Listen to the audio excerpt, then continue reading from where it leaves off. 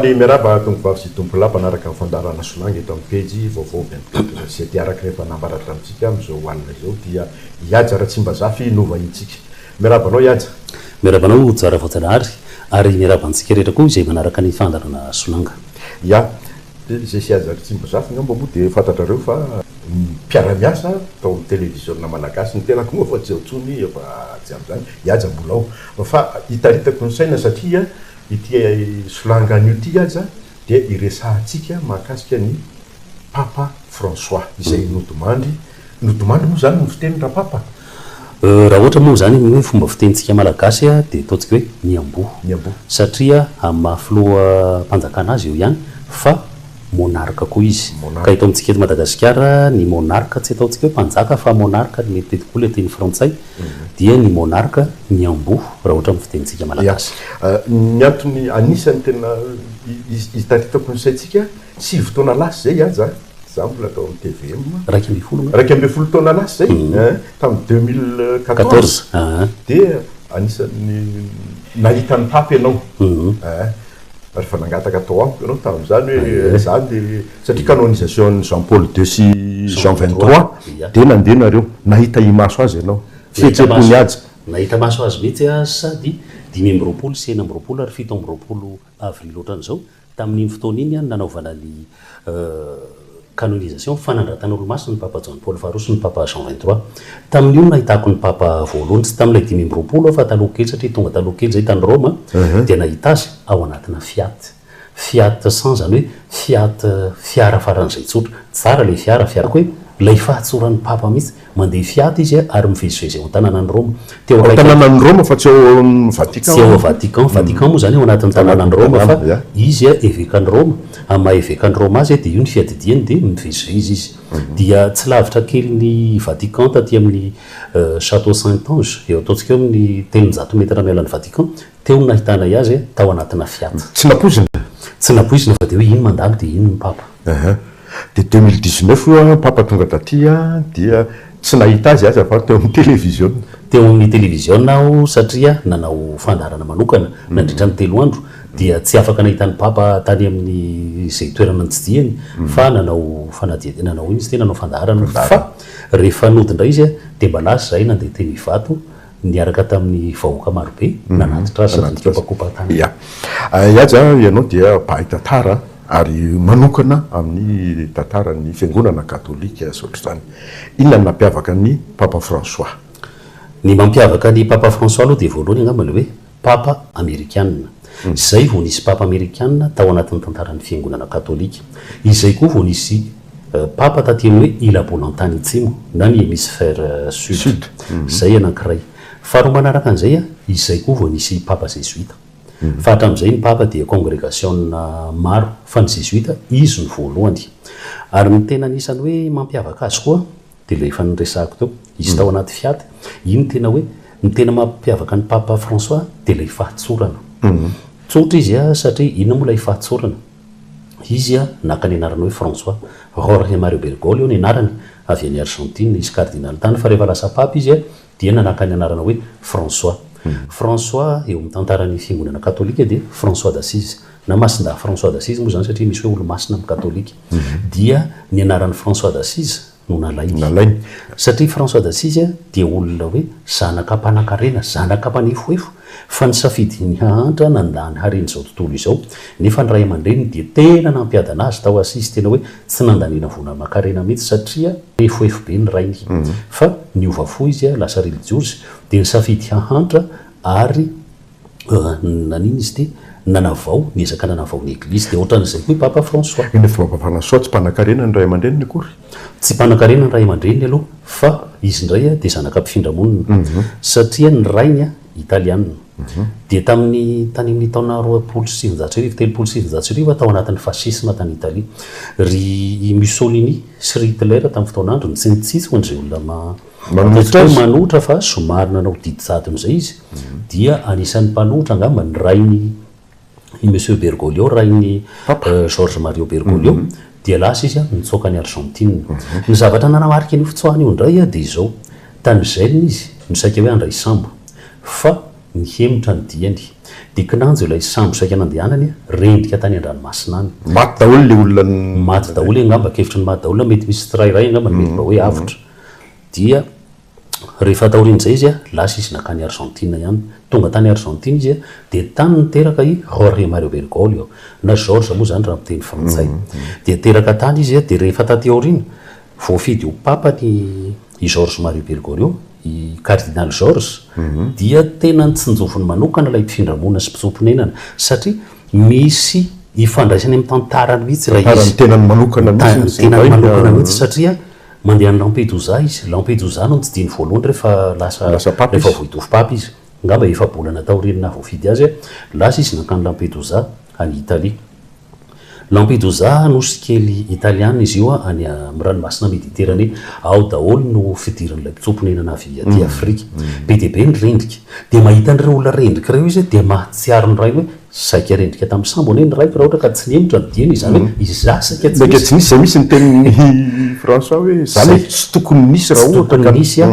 fa mba lasa ihany ny raiko dia nisy noho izany mila tsinjovina ireto olona fady-ranovana ireto ny fitondram-panjakana any amin'ny tany mandroso ireny no asainy hoe tokony hitsinjo manokana fa tsy hanilikilika na nosy-boron-tanana na dia androaka fotsiny ireto olona hoe tapidalakale ny antony mahatonga azy hifindramonina ohatran'ny rainy George Mario Bergoglio ihany tratrany fanenjeny izy na tratrany fanjakana tsy minamina ohatra ny misy azy ihany na koa fahantrana ary indrindra koa ny changement climatique satria mihabetsaka amin'izao ilay nitsoina hoe migration climatique izany hoe tokony ho tsinjovina manokana ireo ino izy ty ireo mpifindramona ireo fa tsy ahilikilika atao sobotontanana fa akoatran'izay ko malaza be hoe papa François dia papany mantra satria tena mitsinjony mahantra koa izy zany akoatran'le mpitsomponenana zany mitsinjony mahantra izy satria eo ilay hoe la izy nakany fitsim-piainany masora François d'Assise fa eo koa izy eveka tany Buenos Aires tany Argentine i Argentine Amérique latine fantatritsika fa tana firenena ny akamarony niarany didy-jadona tamintsika mbola tany inareo moa zany fa taloalohanay fa tamin'izay hoe mbola tany amin'ny collège nalaza zany Pinochet zany tany Chili izany hoe i Amerika Atsimo amin'ny akapobe ny Amerika Latine dia betsaka ny fitondrana jadona ka ny papa François dia tena nanotra ny fitondrana jadona ary niaro an'ireo vahoaka madinika ireo fa ro manaraka an'izay izy tsy tany amin'ny fokotanina tany amin'ny tanànany mpanankarena tsy tany ny adidiny fa tany amin'ny tanànany olona mahantra tany amin'ny bidonville township favelaso ny hoy ny brésiliane dia ireny no miaraka ataontsika hoe ireny zany miondry andrasany dia mitsetsetra an'ireo izy ary miezaka miary ny zoan'ireo ary izy nandritra ny ataontsika hoe izy mbola pretra eveka arseveka izy tsy nandeha fiara mandeha métro mandeha bus izy dia ohatran'ny tsaroko le izy nandeha fiaty kely tany ireo akoatr'izay nampiavaka amin'ny papa François koa izy moderne koa nefa izy jésuite io magaga ia ny jésuite dia amin'ny katolika dia verina hoe olona tena pikajy an'ilay tena hoe fomba mahizy azy ny église catholique conservateur tradition moa tsy azo ateka hoe fomba andrasana raha amin'ny anina fa dia ataontsika hoe ilay tradition katolika conservateur be izy nefa izy koa dia nitondra fanavaozana be tamin'ny église catholique misy tantara kely tamin'ny andron'ny Saint François d'Assise dia ohatrany hoe ny papa innocent tamin'izany fotoana izany nanofy nahitany François d'Assise nanohana ny basilique Saint Jean de Latran basilique anankiray Roma izay cathédrale papa saika rava dia rehefa avy eo nekeny papa innocent hoe areny ny église dia ohatran'izay koa ny papa François angamba raha ny fijeriny azy zany hoe misy zavatra tena ahina amin'ny fiainany église dia nanarina ny église izy nitondra fanarenana be dia be izy nao amin'ny lafiny fiarahamonina zany ary indrindrindra koa amin'ny lafiny fitantanana ny église ny curé romaine nytiany azaresana ve hoe somary mitady ho en déclin zany hoe mitady kurosy le finoany mpino katolika nareniny papa François angamba tsy hoe mitady korosy fa ny fiangonana efa teo izy nandritra ny 2 taona nandalo olana be dia be nandalo empire be dia be sarotra zany hoe nitondra ny église zany raha tantaraina ny église hatrany amin'ny andron'ny masindapiera ka hatramin'izao androny hoe papa François zao nisedra zavatra be dia be ny église izany hoe mila olona matanjatsaina sy matanjam-pana hanarina azy dia ohatrohatran'izay zany papa François nitondra fanarenana izy ao anatin'ny eglizy katolika. Isan'izany ve tsy tia anisany nampiavaka ny papa François tsy haiko na tiany azy ho resahana le izy fa le hoe ny olona mitovy fananahana tohatra ny hoe neken'ny papa François zay tsy tokony izany mihitsy. Io angamba ny fahitako azy ilay olona hoe mitatitra no samy manana ny fomba andikany azy. Fa ny papa François zany rehefa nanontaniana hoe ahoana ny fahitanao an'ireto olona hoe mitovy fananahana nefa miaraka sy ny sisa dia hoy izy iza moa za no hitsara azy. Midikany hoe iza moa izy zany hitsara azy tsy mitsara izy zany kanefa amin'ny lafiny ray nefa tsy tena misy vahaolana hoe io vahaolana mazava fa dia iza moa zany ho hitsara azy dia ohatrany hoe teo dia janona ilay ohatra le hoe zay tsy nitorabato zay tsy nanota taminareo no torabato azy hoy Kristy tamin'ilay vehivavy tratra hoe nijangajanga tao Jerosalema dia nitorahany olona dia hoe ahoana ianao rahabe ozy ny farizianina hoe ahoana ny tokony hataonay dia hoy Kristy izay tsy nanota taminareo naoka hitorabato azy. Tsy midika izay hoe afaka mijangajanga daholo ny vehivavy fa midika izay hoe tokony samy heritreritra ny tenany dia sominy tokony samy bebaka fa tsy fampitoraka. Ya tamin'ity fitondran'ny papa ty tamin'ity fitondran'ny papa François ty tena nitroatra be le resaka fanolanana nataona prêtre sy ny veka teto ambony tany zany. Tena napasika ny papa ray masina mihitsy io napasika ny François mihitsy. Napasika azy io ary izany hoe efa tany amin'ny andron'ny papa John Paul Faroa sy ny papa Benoît XVI no efa somary hoe nanao réaction tamin'io ny papa sy ny église fa ny mampiavaka ny papa François zany dia tamin'ny andro ny tena hoe natosiny mafimafy kokoa ny fomba hoe ahoana re izany ny hoe famahana ny olana sy karazana hoe fialantsiny mialatsiny mihitsy izy mialatsiny amin'ireo olona hoe ataontsika hoe niharany setrasetra tamin'ny lafiny fananahana sy ny sisa sady nibedesiny mafy nisy assemblée générale ny cardinal mihitsy tamin'ny fotoana teny mafy izy ary ny papa zay koa no mampiavaka azy izy amin'ny maha olona tsotra azy izy indray dia sahy miteny mivantana ary sahy miteny mafy. Misy reo iny izy ty reo mpanao gazety na olona manodidina azy tena hoe mifanerasera aminy dia miteny hoe hatramin'izy mbola tany Buenos Aires fa indrindra izy efa papa dia hoe ny papa François ohatran'ny curé de campagne zany hoe mon père any ambanivohitra anambala dia kanefa iny anefa ny tena hoe mivantana amin'ilay olona tena hoe azon'ilay olona avy hatrany ny iny izy ty ny hafatrany ary rehefa miteny ohatrany curé de campagne izy dia ohatrany hoe fieritreretany olona dia tena hoe ilay ray akaiky anay fa tsy hoe izy ery amin'ny 𝗙𝗔𝗣𝗩𝗙𝗔𝗍 Vatican dia zahay miheno aty ambany ity fa tena hoe akaiky kokoa ny fony vahoaka akaiky ny fony vahoaka izy iena tamin'izy teto ary aloha hita mihitsy hoe tena ono iaja amin'ny aja Ratsimbazafa manokana izay mpandinika ny tantara sy nanadiady momba an'ireo momba ny fiangonana katolika iza ny nalaza indrindra ny papa sy tena nankafiziny ny mpino katolika anisany ve François anisany François fa raha ny tena nalaza indrindra aloha satria tsika izao manaraka vaovao mijery ny farafananana ny papa any Roma be dia be ny olona tonga ao basilika ny Masin-Dapira manao rano lava miondrika farany manome fanajana azy fa tsika tamin'iny tany an-tanina renina tamin'ny niampoan'ny papa John Paul Faroa telo tapitrisany olona tonga tao Roma nandeha naniny izy ty handevina ny papa John Paul Faroa betsaka lavitra noho ny papa François fa tamin'iny tena telo tapitrisa ny antony ilay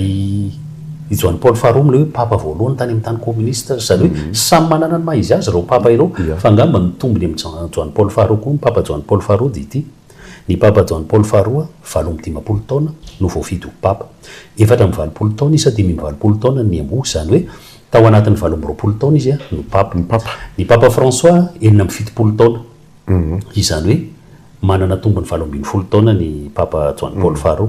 dia vokatr'izay ny papa François nitety an'izao tontolo izao fa tsy record mitovy amin'ny papa John Paul Faroa satria ny papa John Paul Faroa mbola tanora nanana fotoana lavabe izy fa raha jerena aloha amin'ny fotsy miangatra ny papa John Paul Faroa tena anisany hoe tena nalaza indrindra kanefa ny papa François koa dia tena hoe anisany tena nankafizy olona satria izao taorianany canonisation mbola intelo tafaverina tany Roma dia makeo amin'ny kianjan'ny Masin-Dapira mamonjy audience isaky ny alarobia moa zany ny audience fa zany hoe alarobia anankiray mandritra ny fiantranona ao Roma lasa mandeha makeo amin'ny place Saint-Pierre mamonjy audience mihaino hafatry ny papa fa tena hoe il fait le plan feno kianjany masindahy isaky ny alarobia akoatran'ny hoe fety lehibe hoe krismasy paka akoatran'ny krismasy ny paka raha araky ny tombatomban' zareo Vatican dia eo amin'ny ray hetsy na 5 alina isan-kerinandro arakaraka ny vanim-potoana ny olona tonga eo amin'ny place Saint-Pierre satria rehefa mamonjy audience dia nao afaka mandeha any amin'ny arébus na makany amin'ny any am-piangonana na ny am-pivarotana anatiny an-tsekoly maka an'izay ana billet zay hoe billet na audience tsy andoavam-bola io fa iny billet iny tapakila entin'olona tsirairay iny ahafahany mahita hoe firy ny olona namonjy audience androany hitany aja amin'izao zany io moa zany le olombelona rehefa lasa le olona rehefa maty miambo ny papa indrindrindrindra dia mirohatra ny olona fa za mahatsikaritra fotsiny hoe ny européanina ohatrany tsy de tena mafana fo loatra intsony efa tsy de mirehitra ny finoany fa rehefa lasa le papa zay vao hoe ahoana fahitany azy zay izay aloha satria ataontsika ny fahafatesana ny olona rehetrarehetra misy fihetsepo eo amin'ny fahafatesana ary ao antsika malagasy aza ny olona miady rehefa misy hoe fahafatesana mihavana miombona dia ohatr'izay koa ny fahafatesan'ny papa ny fiamboan'ny papa lasa ohatrany misy iny izy ty misy fihetsepo be na ny vazaha en Europe na ny afrikana na ny olona amin'ny continenta rehetra ary ny zavatra misy amin'io hoe olona manao rano lava mandeha manao fanajana faran'ny papa io misy olona tsy katolika ary misy olona tsy pino fa ny papa amin'ny maha hoe ray aman-dreny ho an'olony rehetra izy ankoatrany hoe ny katolika 500 tapitrisa 1,500,000,000 fa ny papa dia ray aman-dreny satria izy dia karazan'le hoe feon'ny olombelona ohatrany hoe mitondra ny feon'ny olombelona mitady ny rariny ary mizaka mampanjaka ny fandriam-pahalemana sy ny fiadanana dia izay zavatra zay mampihetsika ny fon'ny olona zay dia betsaka ny tonga ny Roma na dia efa tsy mandeha ny am-piangonana intsony izy isaky ny alahady zay zay ty koa anisan'ny nampiavaka amin'ny papa François zany hoe nitoiza fanemafy kokoa lay fifanantonana eo amin'ny finoana samihafa ny kristianina sy ny silamo ny kristianina sy ny jiosy kristianina sy ny bouddha sy ny bouddhiste satria miverina amin'ny masindahy François d'Assise antsika tamin'ny andron'ny masindahy François d'Assise nafana vahibe ny croisade ino moa ilay croisade adina haritra 200 taona ny fandramatra ny kristianina sy ny silamo satria ny kristianina dia lasa nakany a Palestina izay efa teo am-penantanan'ny arabo sy ny silamo nanavitra ny fasan'ny Kristy ady mafana be io nandritra ny 200 taona ary tahaka izay dia François d'Assise mbola tsy masindahy izy zany fa mbola François fotsiny saika andeha ho any Palestine izy anao croisade satria eo le hoe manavitra ny fasan'ny Kristy fa eo koa tamin'izany fotoana zany le hoe croisade des barons lasa mandeha any Palestine hanokatra lalam-barotra tonga hatrany Inde hakany diamant l'Inde fabuleuse Inde nalaza be tamin'izany fotoana zany l'Orient zany zavatra fangaro to zany ny toe-karena sy ny finoana dia saika andeha ho any izy ty François kinanjo niova fo tampoka izy dia lasa nanao religiosy dia nanorona le hoe frère mineur izany hoe ireo frère prala izay madinika eo anivon'ny fiarahamonina fa tsy manandra-tena dia rehefa avy eo izy lasa izy nandeha nakany any Damiette any Egypte nanatona ny sultan izay ataontsika hoe tompony Moyen-Orient tamin'izany fotoana izany lasa izy zany hoe croisade mifanohitra amin'ilay croisade nisy tamin'izany fotoana zany ny croisade tamin'izany lasa izy lasa hanafika ny silamo ny croisade ny François d'Assise indray handeha mitram-pihavanana amin'ny silamo izay nanatonan'ny sultan tany Damiette any Egypte rehefa taty aoriana ny papa François izay nakany anaran'ny François d'Assise dia miezaka mifanatona amin'ny silamo zany hoe i François ny papa François io zany dia tena ilay filozofian'ny masindahy François d'Assise ino no ny velabelariny itondrany fomba mpiainana dia izao zao izy ho alevina dia afakely noho ny papa mifandimby koa satria tsy ao Vatican izy no alevina. Tsy ao amin'ny basilika basilika. Tsy ao amin'ny basilika ny Masindapiera izy no alevina. Fa ny amin'ny basilika Sainte-Marie Majeure ao tanànan'ny Roma ihany. Ao Roma misy basilika anankefatra ny antsoina hoe basilika majeure, dia misy basilika madinidinika antsoina hoe basilika mineure, tsy hoe ilay madinika tsy hoe tsisy lanjany fa ny satany maha mineure azy. Ny basilika majeure voalohany dia ny basilika ny Saint-Jean de Latran. Io no église catholique niorina voalohany tao an-tanànan'ny Roma, dia io ny cathédralen'ny papa. Tsy ny basilika ny Masindapiera ny cathédralen'ny papa fa ny basilika ny Saint-Jean de Latran. Ny évêque dia manana ny tanànany. Ny évêque antsika eto Antananarivo zao dia ny Antohala. Eny izy no évêque. Ny papa any amin'ny Saint-Jean de Latran, any ny maha évêque azy. Dia ny faharoa ny basilika ny Masindapiera izay hitantsika foana amin'ny télévision iny angamba efa tsy resahana intsony. Ny fahatelo basilika ny Saint-Paul hors les murs, adiniko kely basilika ny Masindapiera satria ao no milevina i Masindapiera ao ambany ao. Basilika ny Saint-Paul hors les murs ao no milevina ny Masindapoly apôstôly, izay ny Saint-Paul hors les murs azy. Dia misy papa roa ngamba ny milevina ao amin'ny Saint-Paul hors les murs. Ny basilika fahaefatra dia ny basilika ny Sainte-Marie Majeure. Io ny basilika voalohany sady lehibe indrindra natokana ho an'ny Masina Maria ho an'ny fiangonana katolika. Dia ao no halevina ny papa François. Misy papa fito milevinao efa tany aloha, efa tany tamin'ny 780 ny papa Clément faha 6 no nalevina tao. Izany hoe tsy dia tadidiko raha atao 𝗙𝗜𝗙𝗡𝗔𝗡 500 taona lasa angamba. Dia zao zany ny papa François ndray ny antony nahatonga azy hoe halevina ao amin'ny Sainte Marie Majeure dia zao ny papa François anisan'ny tena fatrapitiany Masina Maria sady fatrapanaja azy dia any amin'ny basilika ny Masina Maria izy no safidy. Zany daholo moa ny katolika rehetra manaja ny Masina Maria daholo na ny papa ohatra ataontsika hoe ny papa John Paul faharoa. Ny teny fanevan'ny papa John Paul faharoa dia hoe totus Maria Mario anao ny tenako manontolo, zany hoe ny papa rehetra aloha zany tena naja ny Masina Maria fa izy ny nanana safidy hoe ao amin'ny basilika ny Sainte Marie Majeure. Sady tena hoe ho faran'izay tsotra amin'ny rapitso le fandevenana tsy misy tsotra be ilay fandevenana ary ny trano vorona dia tena hoe hazo tokana fa tsy le hazo telo sosona hoe misy cyprès dia zao dia ohatrany mbola misy volafotsy safiraka. Tsy telo sosona ohatran'iny ny trano vorona ny papa François fa tokana zany tsy misy firy sosona fa tokana ihany. Dia na tamin'izy hoe amin'izao androany moa zany ny farany hoe nametrahana azy ao amin'ny basilika ny Masindapiera dia napetraka amin'ny tany ilay izy fa tsy nasiana tongony hoe talantalana, tsy natao anatina katafalka ary tsy misy an'ilay iny izy ty ilay alokaloka antsointsika malagasy hoe tataro na baldaquin, tsy misy tataro fa faran'izay tsotra. Zay ilay fahatsoran'ny François humilité, fahatsoran'ny papa François sy ilay fahatsoran'ny Masinda François d'Assise. Io moa iaja zany rehetra zany masiny dia le toetra lojika hatramin'ny fahakeliny mandra-pahatonga an'izao fahafatesana zao sy ny lalam-piainany dia tsy misy fiovana. Ary tikatra no namperiferitra mihitsy ankoatrany ma hoe papa azy moa zany hoe ray am-panahy dia izy filoha-mpanjakana fa entitra be izy tamin'ny fitantanana ny lafiny ara-bolan'ny cité de Vatican. Izy moa zany tamin'izy tonga zany dia milay hoe tamin'izy tonga teo amin'ny toerana mahapapa azy dia izy nanao fanarenana be tao anatin'ny église. Anisan'ny nisy fanarenana be ny antsoina hoe curie romaine. Ny curie romaine dia ny fivondronan'ireo mpitondra ny église karazana mitovy fa tsy sahala ny antsointsika hoe gouvernement. Nisy fanarenana be dia be tao nataon'ny papa François angamba tsy hidirantsika lalina rindrindra amin'ny resaka hoe momba ny vola, momba ny fitantanam-bola. Ao Vatican dia misy ilay antsoina hoe Institut des œuvres de religion IOR. Fa zany hoe raha ny fomba fiasany io amin'ny ankapobeny dia banky misy petrabola ohatra ny banky rehetrarehetra dia mazava ho azy vola ny resahana.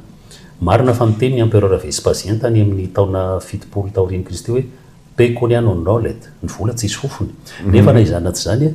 ny vola misy lalànany ihany ny fitantanana azy io dia nampanao audity mihitsy nampanao audity izy zany hoe ohatran'ny resaka banky rehetra zany dia miezaka maninona izy ty mampanjaka ny rariny sy ny hoe orthodoxie financière angamba ny fraza azy amin'ny teny frantsay zay zany anisany zavady anisan'ny tena hoe fanarenana goavana sy fanavaozana nataon'ny papa François fa na tsikaritra zany papa François vao nanomboka ny tatana ny église catholique ny tatana ny Vatican de hoe misy zavatra hafahafa ireo patrimoine fananany église catholique ao Italie amin'ny ankapobeny de ohatrany misy zavatra hafahafa ihany ny fitantanana arabola ny fitantanana arabola be dia be ny olona natao anatin'ny fitantanana arabola maro izy tsy hoaritsika voatanisa fa raha araka ny filazan'ny mpandinika koa nefa dia anisana tonga ny papa Benoît fahinina ambin'ny folo ho nametra-pialana hoe be dia be ny olana ataontsika hoe tsy zaka ny taona n'intsony dia nametra-pialana izy renonciation moa izy zany fa tsy démission fa zany hoe amin'ny teny malagasy ohatrany hoe fametra-pialana foana na renonciation na démission satria ny renonciation renoncer à la charge fa tsy tena hoe démission anankiray nampiavaka ny Jean Paul papa François nanana sous-secrétaire vehivavy izy ny papa François dia nisany hoe nampiroborobo ny ataontsika hoe anjara toeran'ny vehivavy ao anatin'ny fiangonana katolika fa ino moa zany hoe izay zany no tratrany aloha tamin'ny fotoana mitondrany fa ny resaka hoe pretra vehivavy angamba zany tsy fantatro na hisy na tsisy any aoriana any fa zay koa matetika ny hevitra hoe manina ny katolika tsy manangana pretra vehivavy ino zany dia iny angamba resaka lavabe iny resaka théologie resaka droit canonique iny angamba zareo tena hoe manam-pahaizana manokana zay ngamba ny tsara fofotsisy amin'ny fotoanantsika iaja isidy solon'ny papa François zany zao ny cardinaly rehetra maneran-tany ao anavy moa zany ny fitsipika mandrapatonga an'izay miambony papa dia nitsona ny cardinaly rehetra andeha any Rome 570 nisan'ny cardinaly ifidy amin'ity taona ity satria izay no cardinaly latsaky ny raiky amin'ny 20 ny 20 taona dia ireo zany no mifidy dia rehefa tapitra ny andro fisaonana sivy andro tsy tadidiko iny aorian'ny rahampitso angamba ilay sivy andro manomboka rahampitso zany ilay sivy andro dia aorianan'izay manomboka ny conclave dia ireo cardinaly reo amizay mivory ao amin'ny chapelle Sixtine dia rehefa tafavory ao izy dia ao zareo no mifidy misy ataontsika hoe misy fiodinana roa na telo na efatra miditra ao zareo dia afaka maka sary ao ny mpanao gazety nijery ilay fandaminana rehefa avy eo dia misy olona anankiray tompona andraikitra manao hoe iangaviany sika rehetra ivoaka extra omnes amin'ny teny latina dia ao izy mihidy ao dia mandritra ny andro vitsivitsy izy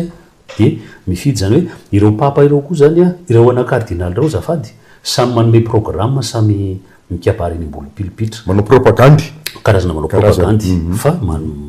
milaza ny programme izy dia eo amin'izay zareo no mifampifidy ao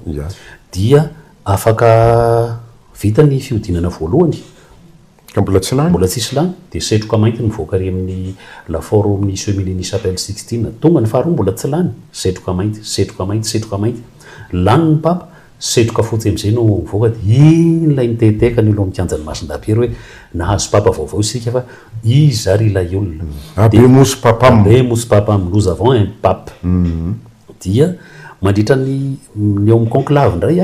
ilay teny hoe conclave cum clave amin'ny teny latina midika hoe avec clé zany hoe mihidy la clé mihidy fanalahidy ao zareo mihiboka tsy mifanerasera amin'izaniza mihitsy tsy mifanerasera tsisy iny izy ty téléphone portable ny zavatra mahagaga ijoara voajanahary fa tsy mbola voamariko le izy fa hitako amin'ireny hoe olona mpandalina reny io chapelle Sixtine io hono i Michel-Ange no nanao azy sy ry Maderno sy ireo artiste tamin'ny renaissance italienne ny loko nanaovany an'ilay trano ohatrany lasa brouilleur fa ohatrany tsy dia mandeha hono ny portable rehefa ao anatiny ao tany amin'ny renaissance ve Michel-Ange efa neritreritra hoe isy portable isy internet ireny fa ohatrany tsy dia mandeha tsara matevina be hono matevina be ny rindrina tsy 22 tsy 45 fa matevina be ny antony mampatevina azy koa dia izao ny refin'io chapelle Sixtine io natao mitovy amin'ny refin'ny tempoly tany Jerosalema tamin'ny andron'ny Salomon fa tsy tamin'ny andron'ny Hérode ilay tempoly taloha izay niravan'ny Babilonianina dia mitovy amin'io ny firafitra sy ny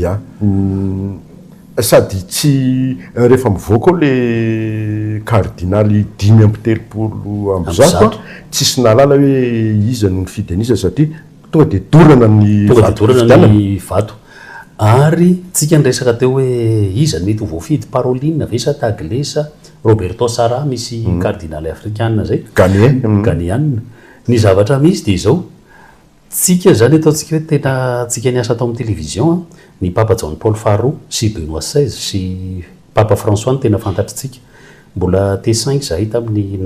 amboan'ny Papa John Paul voalohany notingasan'ny John Paul Faharoa zany hoe mbola tsy de mahalala raha fa tao amin'ny télévision tsika ny tena hoe nanaraka de ny zavatra misy de izao mipoitra daholo tony hoe papaby le cardinal 𝗙𝗜𝗙𝗙𝗏 cardinal zao le olona le papaby le zay miseratserany eny amin'ny télévision sy nainao manjery sainy amin'ny gazety tsisy lanina ny ray azy 𝗙𝗔𝗣𝗙𝗏 ny lany de rehefa avy eo olona avy any Argentine ny lany tsisy nanampo mihitsy zay le hoe on entre cardinal dans un conclave non on entre pape on sort cardinal tsy fantatra hoe izy saotra iatsa saotra betsaka tsara voajanahary tapitra ny fotoanantsika mametraka ny manapitafa sy manam-penandray ry tompoko vavy sy tompoko lahy saotra tsika tompo